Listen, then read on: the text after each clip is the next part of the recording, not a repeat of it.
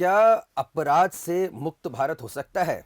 क्या तमाम जो आपराधिक घटनाएं हमारे इर्द गिर्द होती रहती हैं उससे पूरी तरह से हम मुक्त हो सकते हैं?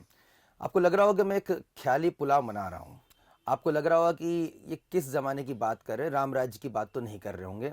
और मौजूदा परिस्थितियों में जहाँ पर इंटरनेट मीडिया पर हम तमाम तस्वीरें और तमाम जो टीवी चैनल्स के माध्यम से रोज़ हम आपराधिक समाचार देखते रहते हैं, पड़ोस में भी, देश में, विदेश में भी। तो ये इस तरह की बातें करना बेतुकी भी लग सकती है और आप मुझे पागल भी कह सकते हैं।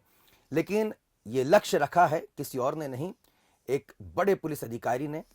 आइए हम जानने की कोशिश करते हैं कि आखिर उनका ये लक्ष्य के पीछे बड़ी वजह क्या है, क्योंकि जिस तरह से मेरे चेहरे पे इस समय कुटिल मुस्कान आप देख रहे हैं, मैं भी इस समय सोच रहा हूं कि वाकई में ये अधिकारी महोदय ने जो लक्ष्य रखा है वो कितना धरातल पर मजबूत है।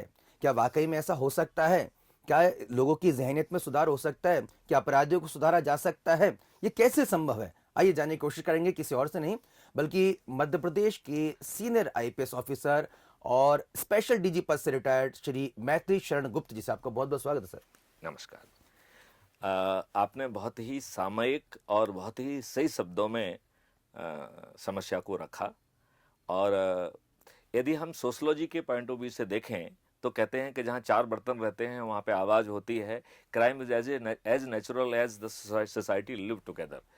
तो डिरेक्शन ऑफ बिहेवियर, जिसको आप कानूनी भाषा में अपराध कहते हैं, वो उतना ही नेचुरल है जहाँ समाज में जब लोग वाग एक साथ रहते हैं।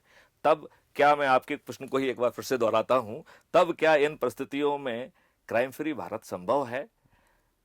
मेरा कहना है हाँ और नहीं।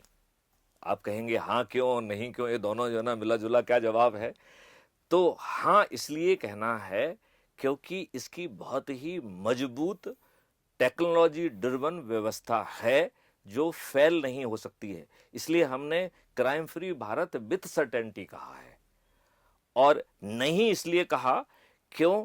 क्योंकि जो जनता का एक्सपीरियंस है वो इस समय बहुत निगेटिविटी से जो है ना जुड़ा हुआ है। जनता को सहसा ये विश्वास ही नहीं हो सकता है कि वो एक रामराज जैसी स्थिति में रह सकता है, एक अपराध मुक्त भारत जैसी स्थिति में रह सकता है। कहते हैं कि दूध का जला छाछ को भी फूक फूक के पीता है। तो जनता की स्थिति इतनी जो है ना नाजुक है कि उसे सहसा विश्वास ही नहीं हो सकता है कि क्राइम फ्री भारत कैसे संभव है। अब मैं आपको समझाने की कोशिश करता हूं कि क्राइम फ्री भारत जो है कैसे संभव है। तो सर, आप एक पुलिस वाले रह चुके हैं। पुलिस की नौकरी अपराध और अपराधियों को रोकने के लिए रहती है, यानी कि आपकी रोजी रोटी का आधार ही अपराध कहीं ना कहीं है। तो आप कैसे ये लक्ष्य कब आपके दिमाग में आया कि भाई मुझे क्राइम फ्री भारत बनाना है? या किस तरह से विचार कब कौन था आपके दिमाग में? देखिए, जब मैं डीजी पुलिस रिफॉर्म था, स्पेशल डीजी पुलिस रिफॉर्म था, उस समय जो है, मैं उसके पहले मैं डीजी रेलवे था, तो रेलवे में क्राइम फ्री रेलवे के बारे में बहुत काम किया। मैंने एक प्रस्ताव भेजा जिसके कारण GRP help app and investigation support system for making railway jurisdiction crime free, उसके लिए एक ऐप भी मैंने बनाया था। उसी के साथ साथ जब मुझे लगा कि क्राइम फ्री भारत संभव है, एक कॉन्सेप्ट पेपर हमने बना के 2017 में भारत सरकार को भेजा और वहाँ से वो बीपीआरएनडी में पहुँचा। और जैसा आपको मालूम है कि 2009 में एक नेशनल पुलिस मिशन की व्यवस्था प्राइम मिनिस्टर ऑफिस में चालू हुई थी,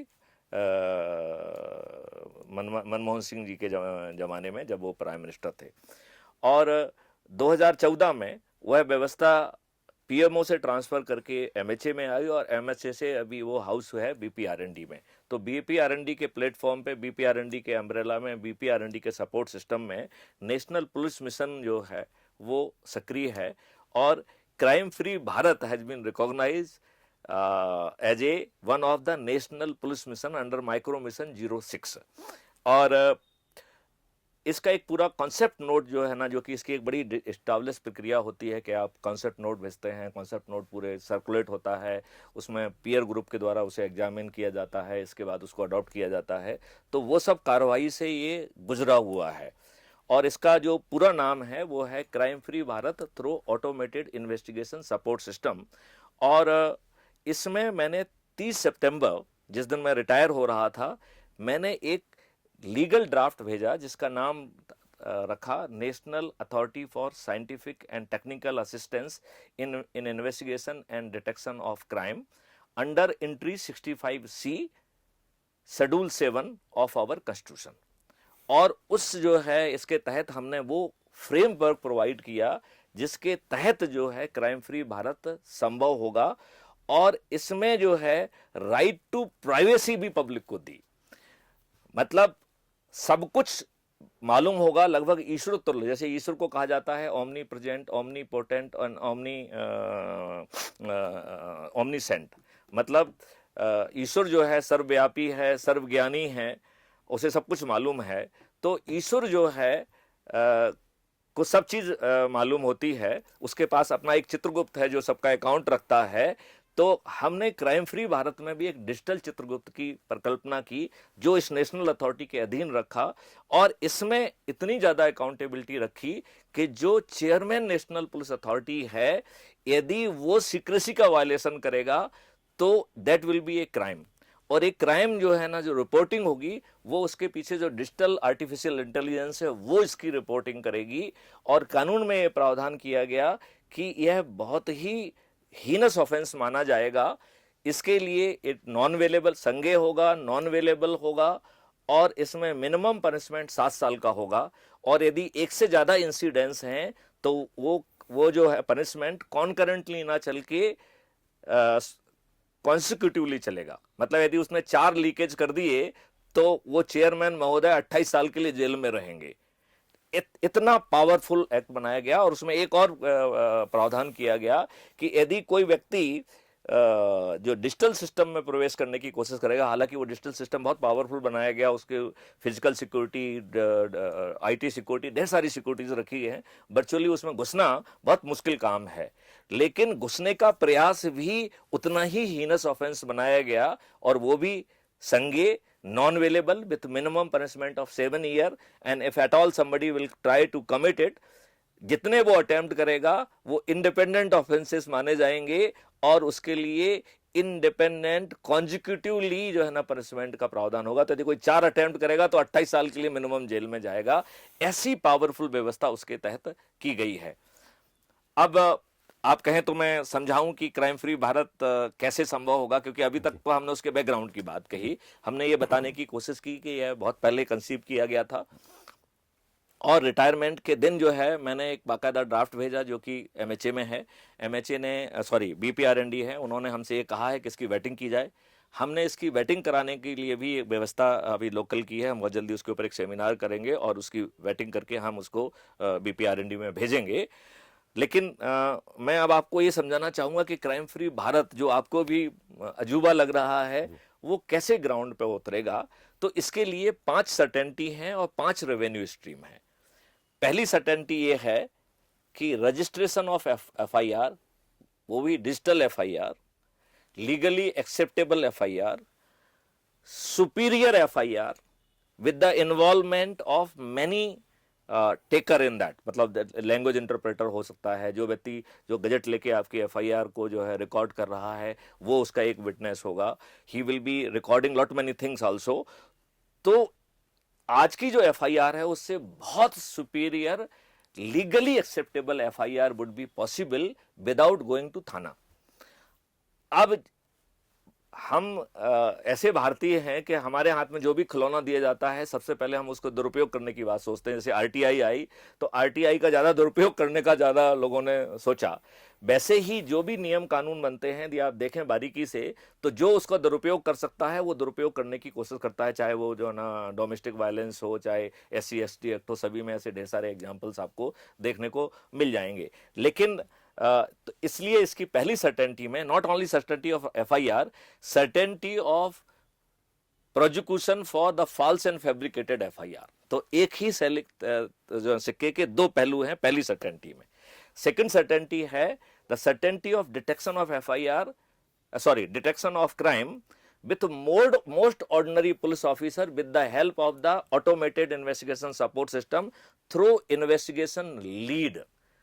तो अधिकांश प्रकरणों की विवेचना 7 दिनों में अकाट साक्ष्यों के माध्यम से, जिसमें जनता की बहुत ज्यादा भागीदारी होगी और उसमें आज का जो नियम कानून है उसकी जो कमियां हैं उनको भी दूर किया जाएगा। विशेष तौर पे हम 2 कमियों के बारे में यहाँ पे उल्लेख करना बहुत जरूरी समझते हैं।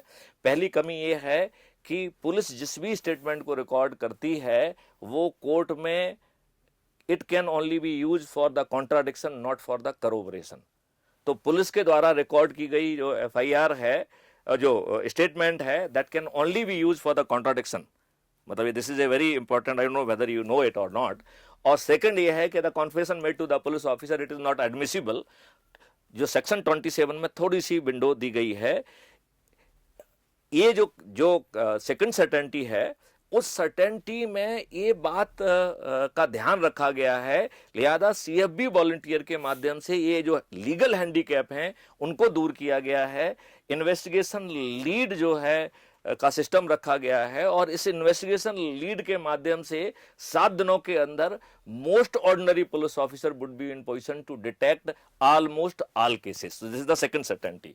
देन थर्ड सर्टेनिटी है द सर्टेनिटी ऑफ जस्टिस। 15 दिन में आज के नियमों का यूज करते हुए digital video based distributed trial, तो अब हम ट्रायल की बात कर रहे हैं विदाउट गोइंग टू कोर्ट। तो भविष्य के जो ट्रायल होंगे, यदि क्राइम फ्री भारत का कॉन्सेप्ट जमीन पर उतरेगा तो भविष्य के ट्रायल में यहां आपको पहले थाने जाने की जरूरत नहीं पड़ रही है एफआईआर दर्ज कराने के लिए। अब जो है आपको कोर्ट ट्रायल के लिए कोर्ट में जाने की जरूरत नहीं होगी। आपके जजेज और जो मजिस्ट्रेट हैं उनकी संख्या उतनी ज्यादा रहेगी जितने ज्यादा क्राइम होंगे, और वो अडॉक जजेज होंगे, वर्तमान नियमों के तहत होंगे। और कोर्ट ट्रायल जो है वो डिजिटल और वर्चुअल कोर्ट और डिस्ट्रीब्यूटेड वीडियो ट्रायल सिस्टम के तहत होगा, जो आज की तुलना में ज्यादा ट्रांसपेरेंट होगा और 15 दिन के अंदर जिसमें आपको न्याय मिल सकेगा। तो तीसरा इसका है certainty of justice, that too within 15 days, because crime free Bharat ऐसे नहीं होगा, राइट। अब चौथा इसका है सर्टेनिटी ऑफ प्रिवेंशन। तो इसमें डिजिटल चित्रगुप्त पैदा किया गया है, उसको हर अपराधी के बारे में हर चीज मालूम है। 360 डिग्री वो कैसा दिखता है, वो हंसता है तो कैसा हंसता है, कब क्या पहन रहा है, वो खुश होता है तो कैसे होता है, उसका चाल कैसी है, उसका फेशियल एक्सप्रेशन क्या है, यदि उसने कोई कपड़े खरीदे हैं तो कपड़े कब खरीदे हैं, कोई वाहन उसके पास आया तो कब आया है, ये सब जो है उसके डाटाबेस में जाता रहता है। और बहुत सारे एट्रीब्यूट के आधार पर ये आप डिसीजन ले सकते हैं, सिस्टम बैकएंड पे डिसीजन लेगा कि whether this person is going to commit crime, and system would be in position to predict कि यह किन व्यक्तियों के साथ किस साधन से कब रवाना हो रहा है, और बैकएंड इंफॉर्मेशन के आधार पर उसे यह भी लगभग मालूम होगा कि ये कहां जाके अपराध करने वाला है। बीच की जो नोट्स हैं वो उसे वेरीफाई करती रहेगी, और there will be a very powerful and smart intervention, जो माननीय प्रधानमंत्री जी कहते हैं उसी तरीके का बहुत ही स्मार्ट इंटरवेंशन होगा, और वो भी eight the choosing of the system. क्योंकि हमारे यहां तो कहा जाता है कि हर कुत्ता अपनी गली में शेर होता है। विकास दुबे ने हमारे 18 पुलिस अधिकारियों को जो है ना शूट कर दिया, तो या तो हम अपराधी के घर में जा रहे हैं, उसके गली में जा रहे हैं, तो हम शेर की तैयारी से जाएंगे, नहीं तो हम इन अपराधियों को, इन कुत्तों को कुत्ते की हैसियत में पकड़ेंगे। तो the smart intervention process at the choosing of his place will be in position to prevent, in beginning में भी 50-60, बट 2-3 साल के अंदर 99% प्रिवेंशन संभव होगा। अब इस समय मैं आप क्वेश्चन करना चाहता हूं कि क्या इन 4 सर्टेनिटी के साथ अपराध मुक्त भारत संभव है? मैं कह रहा हूं नहीं। तो आप कहेंगे कि साहब फिर आप जब नहीं है तो फिर ये सब इतनी कवायद क्यों कर रहे हैं? क्योंकि यदि जो है आज जो है अपराध करना is a most paying sector of economy, यदि मैं उसे इन शब्दों में इजहार कर सकूं तो मुझे, लोगों को आपत्ति हो सकती है कि आप अपराध को जो है सेक्टर ऑफ इकोनॉमी कैसे कह रहे हैं। आप ये बताइए, एक फोन होता है, वो कहता है एक खोखा भेज दीजिए और एक खोखा पहुंच जाता है, आप क्या रिहैबिलिटेशन करेंगे कि जो है अपराधी जाएगा? तो यदि हमारा पेट खाली होगा और यदि हमें लगेगा कि बाहर के हालात, जेल के हालात से जो है ना खराब हैं और जेल जाना एक बेहतर ऑप्शन है, तो यदि अपराधी जेल जाने के लिए अपराध करेगा तो ऐसे अपराध को भगवान भी नहीं रोक सकता है। तो इसका मतलब ये है कि हमें पहले 4 सर्टेनिटी से उसके ऑप्शन क्लोज करना पड़ेंगे एंड देन हमें उसे रिहेबिलिटेट करना पड़ेगा। क्यों? क्योंकि इतना पेइंग है कि यदि आप बिना ऑप्शन क्लोज किए उसे रिहेबिलिटेट करना चाहेंगे तो वो रिहेबिलिटेट नहीं होगा, क्योंकि आप ऐसा क्या रिहेबिलिटेशन पैकेज उसे देंगे कि जिसमें एक फोन पे एक खोखा आ जाए? ऐसा कोई रिहेबिलिटेशन पैकेज संभव है क्या? नहीं संभव है। तो लिहाजा the fifth certainty is the most important certainty, certainty of rehabilitation of criminals. अब आप ये पूछ सकते हैं कि क्या इन 5 सर्टेनिटी के साथ जो है अपराध मुक्त भारत संभव है? तो मैं कहूंगा कि हां, और इसको भी थोड़ा सा फिर धीमे से नहीं भी कहूंगा। तो आप कहेंगे फिर अब नहीं क्यों कह रहे हो?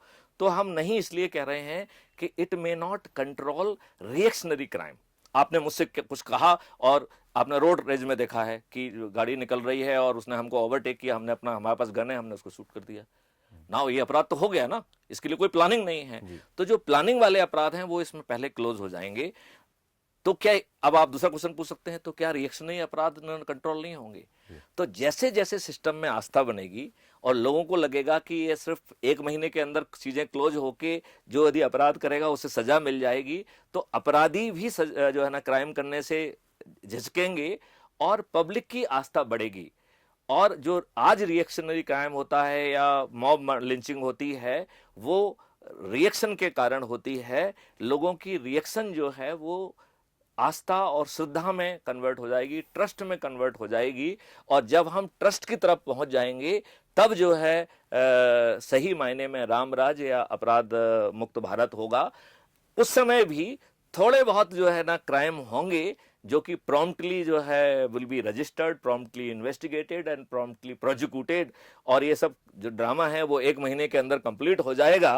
तो nobody will feel the presence of crime, so there will be feeling of Ram राज्य। बिल्कुल सही कह रहे हैं सर आप। और लेकिन इसके लिए सबसे महत्वपूर्ण है नियत का होना, क्योंकि और ये नियत कहीं ना कहीं हमारे जो राजनेता हैं जिनके हाथ में कहीं ना कहीं कानून की चाबी रहती है, अगर वो नियत कर ले कि हाँ भाई हमें पूरी तरह से मुक्त करना है, तो निश्चित तौर पर जो विचार आपने रखे हैं उसमें बहुत ही प्रैक्टिकल इस तरह के विचार हैं आपके। पूरे इसमें system जो को develop है किया गया 5 रेवेन्यू स्ट्रीम भी है, जी। इसमें माला माल करने की व्यवस्था भी है। हमारा ऐसा मानना है कि जो रेवेन्यू स्ट्रीम है वो इतनी पावरफुल हैं कि सरकार के लिए जो अभी हम जितनी भी रेवेन्यू कलेक्ट कर रहे हैं, इससे ज्यादा रेवेन्यू इस अपराध मुक्त भारत से मिलेगी।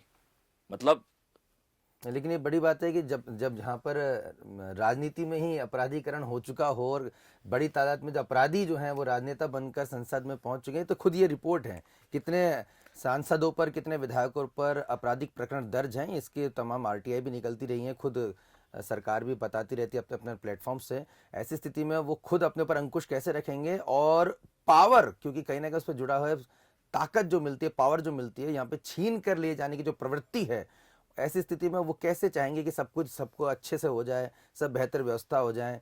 यहाँ तो जब तक पेट नहीं भरता लोगों का, जब तक उसकी दूसरे की रोटी ना छीन ली जाए सर। तो मैं क्या एक काउंटर व्यू रखूं कि हमारे जो राजनेता हैं उन्हें जनहित का काम करना चाहिए। यदि उनका जो है स्वार्थ जनहित पे भारी पड़ रहा है, तो आपको नहीं लगता है कि अब व्यवस्था बदलने का समय आ गया है? बिल्कुल, मैं उसी मुद्दे पे आ रहा था। जो चाहिए और होना, जो आदर्श और वास्तविकता में जो अंतर है, उसके बीच में आप और हम हैं, यानी कि जनता। और जो मैथिली शरण गुप्त जी ने जो रास्ता बताया, उससे कम से कम ये तो साफ हो गया कि ये कोरी कल्पना नहीं है। जैसे कि शुरुआत में मैं सोच रहा था कि ये कोरी कल्पना है, एक मुंगेरी लाल के हसीन सपने हैं, तो पूरा जो उन्होंने एक्सप्लेन किया उससे कम से कम ये बात तो आपको भी समझ में आ गई होगी कि इसमें कुछ भी ऐसा नहीं है जो नहीं हो सकता। राम राज्य जनता की वजह से ही आया था, और कहना है कि अब आपको तय करना है कि ऐसे कौन से लोग हैं जो चुनकर जो जनप्रतिनिधि होने का तमगा लेकर जाते हैं और असल में करते क्या हैं। हमें उन्हें अपनी वोट की शक्ति से दिखाना होगा, और हमें कहीं ना कहीं जो पार्टी तंत्र, अगला हम विषय लेंगे इसमें जो सबसे चर्चा करेंगे, और सर का ही एक महत्वपूर्ण शब्द है कि हमें इस समय जिसे हम लोकतंत्र समझ रहे हैं, क्या वास्तव में वो लोकतंत्र है या फिर पार्टी तंत्र, इस पर चर्चा करेंगे अगले एपिसोड में। बने रहेगा इंडिया फर्स्ट के साथ में। मैथिली शरण गुप्त जी, आपने अपने महत्वपूर्ण विचार हमसे साझा किया, आपका बहुत बहुत शुक्रिया। जय हिंद, जय भारत, वंदे मातरम। नमस्कार।